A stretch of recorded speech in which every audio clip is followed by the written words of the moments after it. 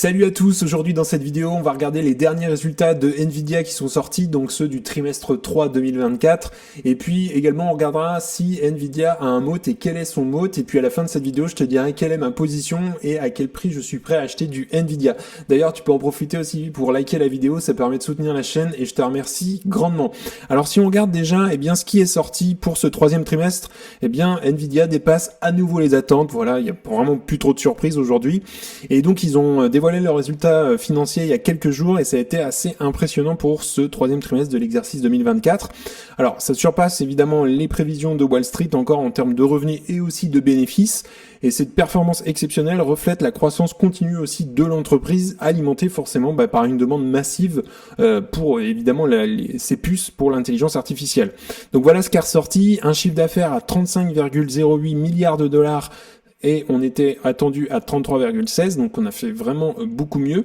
Et puis si on regarde le bénéfice par action donc ajusté, il est à 0,81 $ et on était à 0,75 attendu. Donc voilà, on explose tout.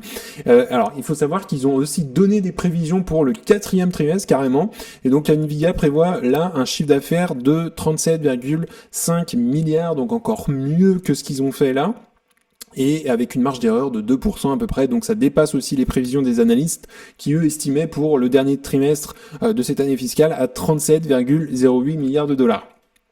Alors, si on regarde maintenant la croissance annuelle, elle reste solide malgré un léger ralentissement qu'on observe. Il faut savoir que le chiffre d'affaires de Nvidia a augmenté de 94% quand même en glissement annuel au cours du trimestre clos, donc au 27 octobre 2024. Bien que ces taux soient remarquables, évidemment, ils représentent un ralentissement par rapport au trimestre précédent qui a enregistré des hausses de 122%, 262% et 265%. Donc voilà, bon, ça reste minime de toute façon, mais il faut savoir que voilà, maintenant aujourd'hui le bénéfice net il s'élève à 19,3 milliards de dollars, soit 0,78 $ par action, ça fait en gros, et contre 9,24 milliards de dollars, soit 0,67 $ par action à la même période pour l'année 2023. Donc voilà, on observe quand même une sacrée évolution du bénéfice net pour Nvidia, et ça c'est quand même remarquable, c'est vraiment une super belle boîte.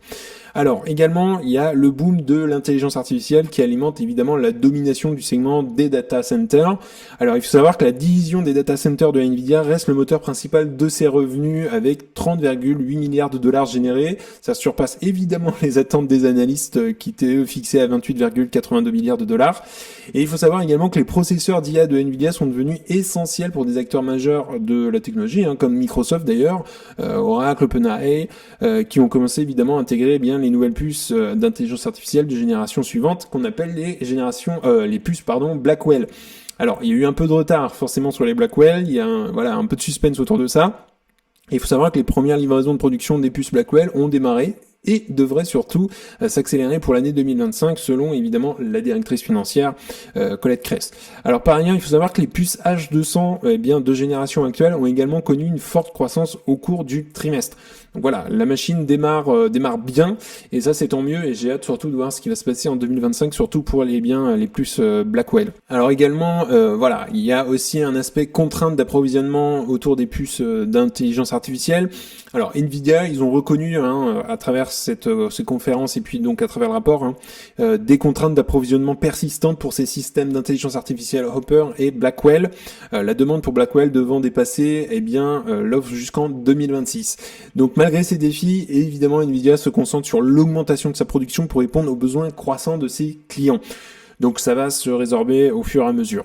Alors maintenant, si on regarde sa performance boursière et quel est l'impact aussi sur l'industrie, bien que l'action de Nvidia ait chuté de 2% suite à l'annonce des résultats, donc après clôture, il faut savoir quand même que, on regardera après, mais sa valeur a presque triplé en 2024, c'est absolument énorme, et consolidant évidemment sa position en tant que fabricant de semi-conducteurs et le plus précieux au monde. Mais ils sont pas les seuls, mais c'est un des super leaders dans le monde. Alors évidemment, la domination de Nvidia sur le marché des puces d'intelligence artificielle associé aussi à sa capacité à anticiper et à répondre aux besoins d'un paysage technologique, est en constante évolution et évidemment le positionne comme un acteur clé de la révolution actuelle de l'intelligence artificielle. Mais donc il y a énormément de croissance encore pour Nvidia, c'est pas une boîte qui va couler du jour au lendemain.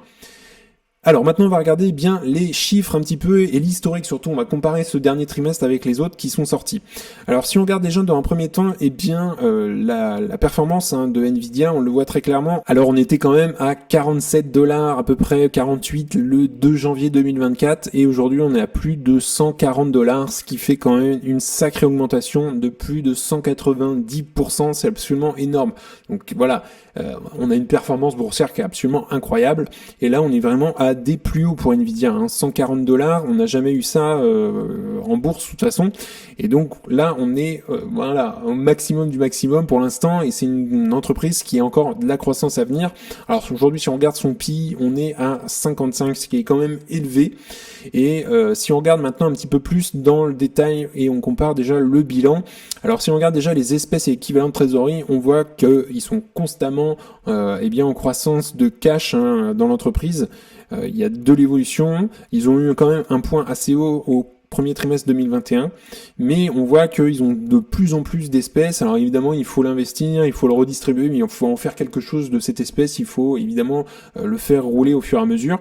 Si on regarde également bien en termes de passifs, donc la dette à court terme, on voit qu'ils sont tombés à 0 ce dernier trimestre. Donc ils ont remboursé toutes les dettes un petit peu qu'ils avaient à court terme. Le cash peut servir aussi pour ça. Si on regarde la dette à long terme, elle a tendance à augmenter un tout petit peu ces derniers trimestres. Et si on regarde la dette totale, donc elle a tendance, elle, pour le coup, à être réduite au fur et à mesure des trimestres, même si ça a été très léger entre le Q2 et le Q3. Et si on regarde maintenant, eh bien, la dette nette, on voit qu'ils ont fait un bel effort pour rembourser. Et donc moins quand même 41%, moins 41% par rapport au Q2 2025, en fait leur année fiscale est décalée dans le temps. Et donc si on regarde maintenant eh bien les comptes de résultats, donc c'est pareil, on est au maximum du maximum en termes de chiffre d'affaires, on n'a jamais fait ça, c'est leur meilleur trimestre. Ils ont fait quand même un plus 16% par rapport au trimestre précédent, donc c'est absolument énorme. Si on regarde la marge brute, c'est pareil, on est sur quelque chose qui se maintient, et on a une marge brute qui a pas mal décollé ces derniers temps, mais on se maintient à plus de 70%, donc c'est vraiment incroyable. Ils sont à plus de 70% quand même depuis le Q2 2024. Donc voilà, ça reste assez récent, ça fait à peu près 1 an et demi, 2 ans bientôt. Et si on regarde maintenant, eh bien la marge nette, on est à 55% ce dernier trimestre. Donc on se maintient globalement par rapport au trimestre précédent. Et la marge nette a surtout bien décollé depuis le Q2 2024. Voilà, on a une belle performance boursière depuis ces temps-là surtout. Et si on regarde eh bien les actions en circulation, eh bien on voit que Nvidia a fait un tout petit peu de rachat d'actions. Ils font un peu de rachat d'actions, voilà, mais c'est pas énorme non plus. Et si on regarde maintenant les flux de trésorerie, eh bien le résultat net, il est aussi en belle évolution. Ils ont jamais eu un résultat net aussi important que ça, quand même plus 16% par rapport au Q2. Et si on regarde également, eh bien, en termes de dividendes, on a du dividende croissant chez Nvidia. Ils l'ont surtout bien augmenté depuis, eh bien, le Q2, donc c'est très récent. En même temps, ils ont pas mal de cash. Donc, à un moment donné, il faut savoir aussi un petit peu le redistribuer et pourquoi pas aux actionnaires. Si on regarde le free cash flow, donc c'est ce qui reste vraiment à la fin dans l'entreprise, eh bien là, on a encore un record à plus de 16 milliards de dollars. Donc, on est à plus de 24% par rapport au Q2. Si on regarde également la marge du free cash flow, eh bien, on a une superbe marge quand même, 47% de marge de free cash flow quand même. C'est une machine à cash Nvidia. Et le free cash flow par action, eh bien, il est en évolution. Ils se sont quand même pas mal rattrapés, surtout par rapport au Q2 qui avait un peu reculé. Donc forcément, si on a des free cash flow par action qui augmentent au fur et à mesure, et il n'y a pas de raison pour que le cours de l'action n'augmente pas également. Donc si on regarde un petit peu Nvidia de manière générale, eh bien c'est une super boîte quand même. Une croissance annuelle du chiffre d'affaires d'environ 39% par an, une croissance annuelle du free cash flow d'environ 53%, et puis un ROCE à 25%. Donc c'est absolument énorme, aucun problème de dette. Ils ont vraiment suffisamment de cash Nvidia pour gérer ça. Ils font en tout cas, ils émettent pas d'actions, mais un tout petit peu de rachat d'actions, c'est vraiment pas énorme. Mais voilà, au moins ils diluent pas l'actionnariat. Et évidemment, on a une super belle marge du free cash flow à 31%. Donc on a vraiment une super belle boîte ici bien gérée qui génère du cash. Et ça, c'est vraiment top. Alors maintenant, la question c'est est-ce que Nvidia a un moat et quel est son moat? Eh bien, oui, son moat, il est très très solide. Notamment, c'est un leadership en termes de GPU. Nvidia domine le marché clairement des processeurs graphiques, en particulier notamment dans les secteurs des jeux vidéo, de l'intelligence artificielle, ça, il y a encore de la marge, et puis aussi des data centers. Donc, son architecture, notamment CUDA, qui optimise les calculs parallèles, est devenue surtout un standard dans l'industrie. Et également, on a un écosystème CUDA, donc c'est le logiciel CUDA est l'une des principales barrières à l'entrée pour les concurrents surtout. Et CUDA permet tout simplement aux développeurs de créer des applications compatibles avec les GPU Nvidia, ce qui entraîne forcément une forte dépendance des entreprises et des chercheurs. Ça décourage aussi les clients de passer à des solutions alternatives, forcément, même si elles deviennent compétitives. Troisième point, il y a également évidemment la propriété intellectuelle, faut pas l'oublier, Nvidia possède un large portefeuille de brevets dans les domaines des semi-conducteurs, de l'intelligence artificielle et aussi du calcul de haute performance. Ça lui permet de rester en avance technologiquement aussi et de protéger ses innovations.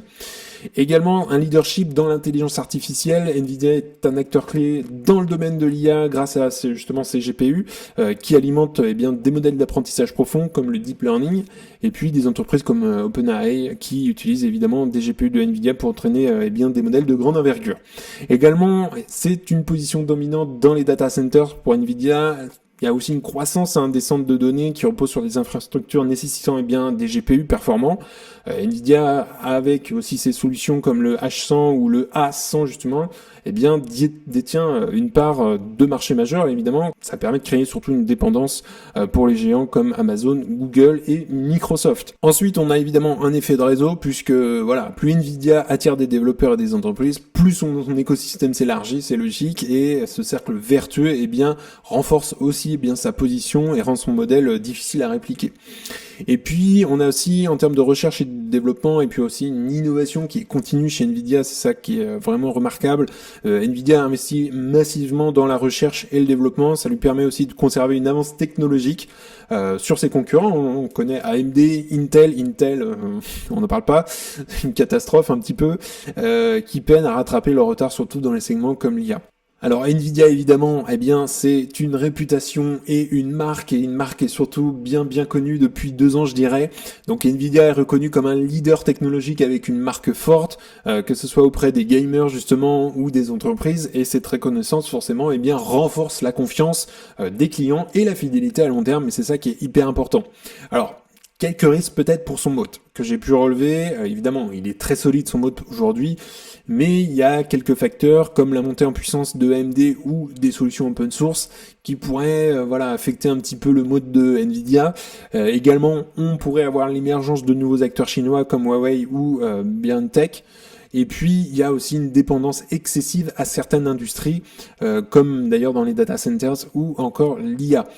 Alors évidemment, Nvidia possède un mode exceptionnel, on va pas marcher dessus non plus, et qui repose sur un mélange unique de technologie, d'écosystème, de dominance de marché, et ça lui permet de maintenir évidemment une position quasi inattaquable dans ces segments clés.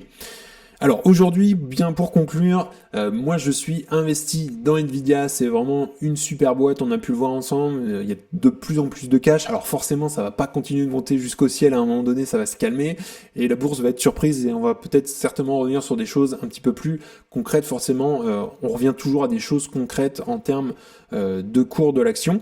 Alors évidemment aujourd'hui j'aimerais renforcer moi ma position sur Nvidia, mais pas à ce prix-là, je la trouve élevée. Si on regarde d'ailleurs Nvidia en termes de valorisation, on a un ratio prix-cash flow aujourd'hui à 61,68, la moyenne 5 ans est à 72 et la moyenne 10 ans est à 50. Donc on est quand même assez cher. Si on regarde à peu près sur 10 ans, on est quand même sur des niveaux assez chers. En 2020, on était quand même à quelque chose de plus raisonnable pour Nvidia, même 2019. Donc c'est une entreprise qui est aujourd'hui à $140, je vais pas l'acheter, je vais pas la renforcer d'ailleurs. J'ai moi un PRU aujourd'hui à 14. Je l'avais acheté surtout, je crois, en 2021 ou 2022. Et aujourd'hui, moi, j'aimerais la renforcer à 70 à peu près, $80 quand elle viendra dans ces prix-là. Alors évidemment, Nvidia, c'est une entreprise très solide, avec des résultats incroyables, qui arrêtent pas de nous surprendre trimestre après trimestre. Et le mode de Nvidia est également solide. On a des critères de qualité qui sont également très solides. On l'a vu tout à l'heure, le chiffre d'affaires, le free cash flow, on a de super belles marges, pas de problème de dette. Donc voilà, c'est vraiment une entreprise de qualité que je vais garder. Alors bien évidemment, ici, je donne donne pas de conseils en investissement. C'est hyper important que tu ailles faire tes propres recherches si tu souhaites investir sur Nvidia. En tout cas, n'hésite pas à me dire ce que tu penses de l'entreprise, si toi aussi t'es investi sur Nvidia et à quel prix t'es prêt à l'acheter. N'hésite pas à me dire ça en commentaire. En tout cas, on en a fini pour aujourd'hui. N'hésite pas à liker la vidéo, à t'abonner, ça fera grandir la communauté et ça me soutient. Si tu souhaites regarder une autre vidéo, tu peux cliquer juste ici. En tout cas, je te souhaite une excellente journée et à bientôt pour une prochaine vidéo. Salut!